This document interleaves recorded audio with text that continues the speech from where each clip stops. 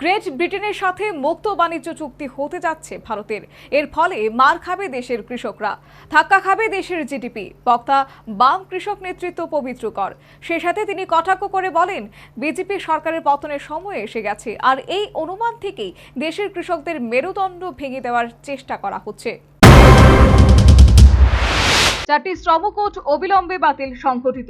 সংগঠিত চুক্তিভিত্তিক ও বিভিন্ন প্রকল্পে নিযুক্ত কর্মীদের জন্য জাতীয় সর্বনিম্ন মজুরি 26,000 টাকা প্রতি মাসে নির্ধারণ। পুরনো পেনশন স্কিম পুনর্বহাল। বিদ্যুৎ সংশোধনী বিল 2022 প্রত্যাহার। দেশের ধনীদের উপর কর আরোপ সহ 17 দফা দাবিতে সরব বিভিন্ন বামপন্থী সংগঠন সমূহ। সংশ্লিষ্ট দাবির ভিত্তিতে আগামী 9 জুলাই দেশব্যাপী সাধারণ ধর্মঘটের ডাক দিয়েছে বিভিন্ন বামপন্থী সংগঠন ও ট্রেড ইউনিয়ন সমূহ। শনিবার আগরতলা অফিস ল্যান্ড স্থিত সিআইটিইউ রাজ্য দপ্তরে সাংবাদিক সম্মেলনে মিলিত হয় রাজ্য বাম কৃষক শ্রমিক ইউনিয়নের নেতৃত্বরা।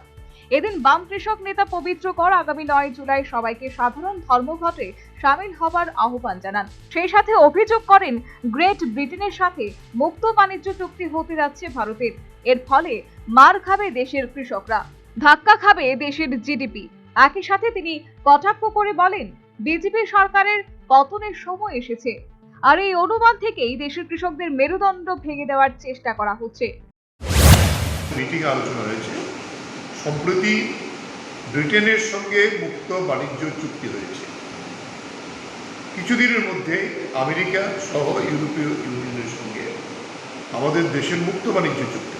এই মুক্ত বাণিজ্য চুক্তি হয়ে গেলে পরে আমাদের দেশের কৃষকদের আর স্বকীয়তা থাকবে না।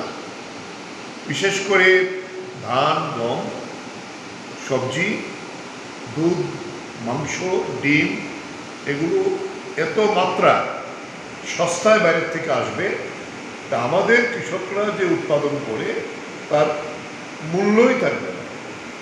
ফলে আজকে আমাদের দেশের কৃষির যে জিডিপি অনেক বড় ছিল, এইটা একেবারেই নস্বাত হয়ে যাবে। অর্থাৎ মোদী সরকার তার যাওয়ার সময় হয়ে আসছে। এই সময়তে দেশের শ্রমজীবী মানুষ এবং কৃষকদের মেরুদণ্ড ভেঙে।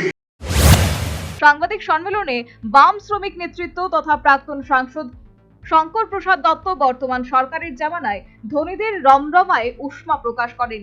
সেই সাথে ধনীদের উপর কর আরোপ, কর্পোরেট কর বৃদ্ধি, সম্পদ কর ও উত্তরাধিকার কর পুনরায় চালুর দাবি জানান।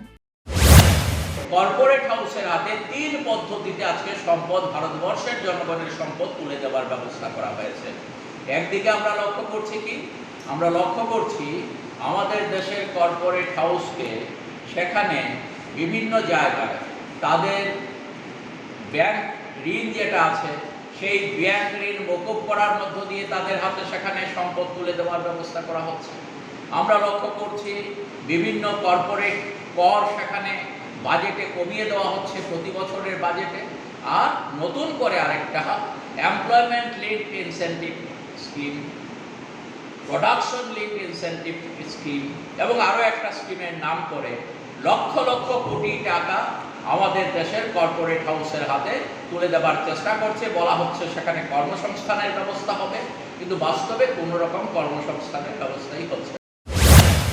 আগামী 9 জুলাই সাধারণ ধর্মঘটের সমর্থনে এদিন বামেদের আহূত সাংবাদিক সম্মেলনে প্রাক্তন বাম মন্ত্রী মানিক দে, বাম শ্রমিক নেতা নারায়ণ মজুমদার, রঘুনাথ সরকার প্রমুখ উপস্থিত ছিলেন। Bureau report, news vanguard.